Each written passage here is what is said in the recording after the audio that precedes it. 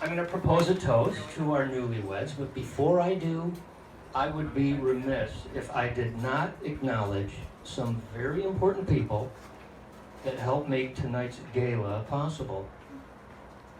First off, our official greeter, elevator operator, and other duties as assigned person is Miss Lisa Anthony.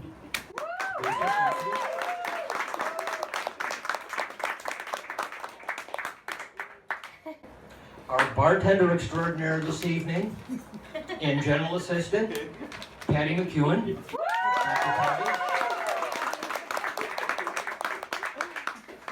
Now, you won't meet them until a few minutes, but our culinary consultants and caterers tonight are a young married couple who is also on the barbecue team that Jean and I are on. And it is Skylar and Jessica, and you've already sampled some of their food, but you'll be sampling some more of their food in just a few minutes. So Skylar and Jessica, thank you. Thank you. Our impresario of excellence, our creative consultant, our executive producer, chief coordinator, and solver of problems, both large and small this evening, is none other than my lovely wife, Jean Simpson. Thank you, Jean. And last, but certainly not least, our guests of honor this evening, the latest power couple to hit the Rochester scene, and the nucleus for tonight's celebration are Jessica and Ryan.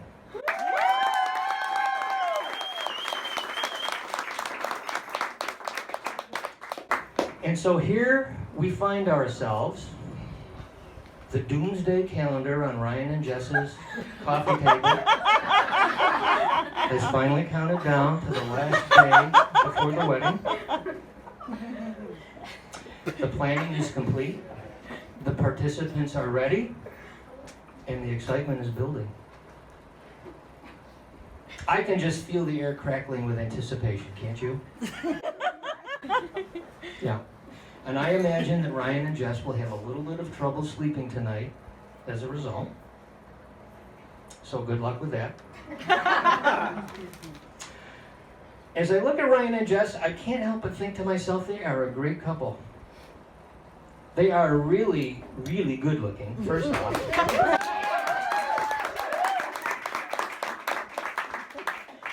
But they are also really, really compatible. Just saying their names, Ryan and Jess, Jess and Ryan, it just rolls off your tongue, doesn't it? It's like saying peanut butter and jelly, milk and cookies, or wings and beer. And just like those combinations, they would clearly make a go with one another. As far as I know, Ryan and Jess first met at MCC in anatomy class. And I suspect it was their love of anatomy that drew them together. Perhaps each other anatomy. But that's how it usually is with love, isn't it? First the attraction to the physical, then the attraction to the personality, and the character, and the spirit.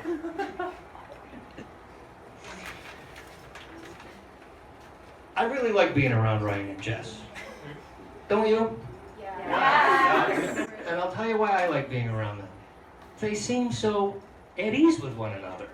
Yeah. They do. They seem so happy with one another.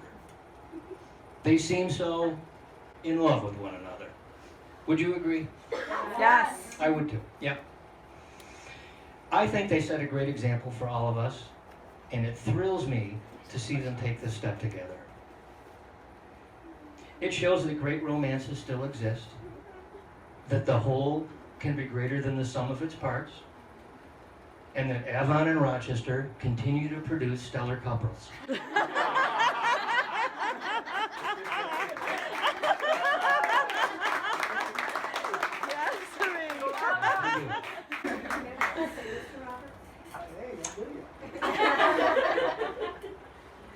I've had the pleasure of watching Ryan grow over his lifetime into the fine young man we see before us tonight. And oftentimes over the years, like any good father, I would ask Ryan, son, what do you want to do with your life? Now that's a question that few of us can answer coherently. Quite frankly, I'm still trying to figure out what I want to do with my life. Amen.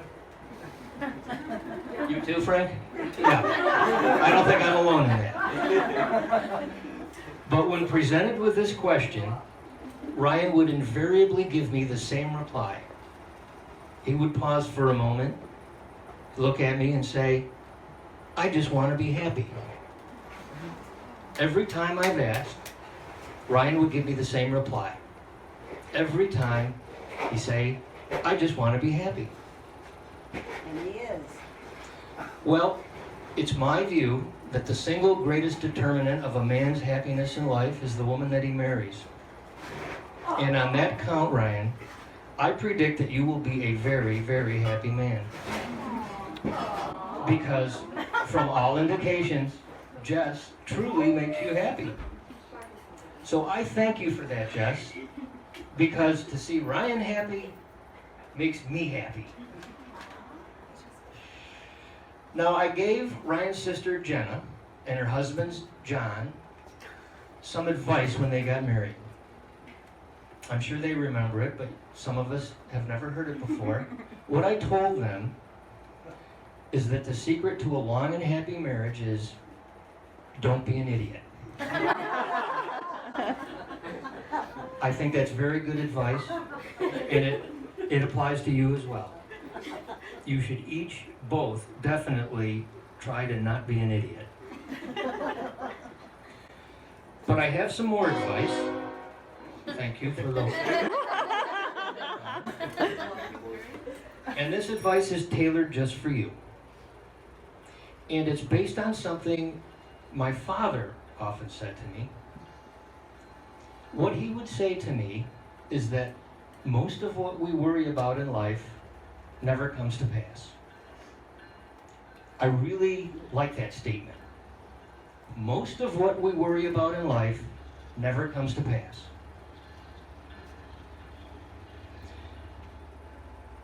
We all expend a lot of energy worrying. We worry about money. We worry about whether it'll rain on our wedding day. We worry about whether people will like us. We worry about whether we worry too much. But most of what we worry about in life never comes to pass. And most of what's left over we don't have any control over anyways. The musician Bobby McFerrin thought we worried a lot too. And he had some advice for us. He wrote a song. And the lyric goes, in every life we have some trouble, but when we worry, we make it double. Don't worry, be happy. Has anybody heard that song? Yeah. Great advice, I think.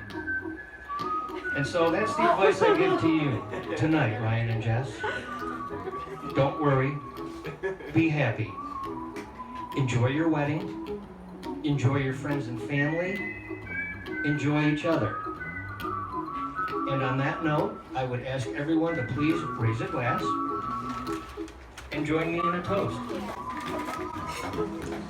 Ryan and Jess, I wish you minimum worry, maximum happiness, and infinite love. Cheers.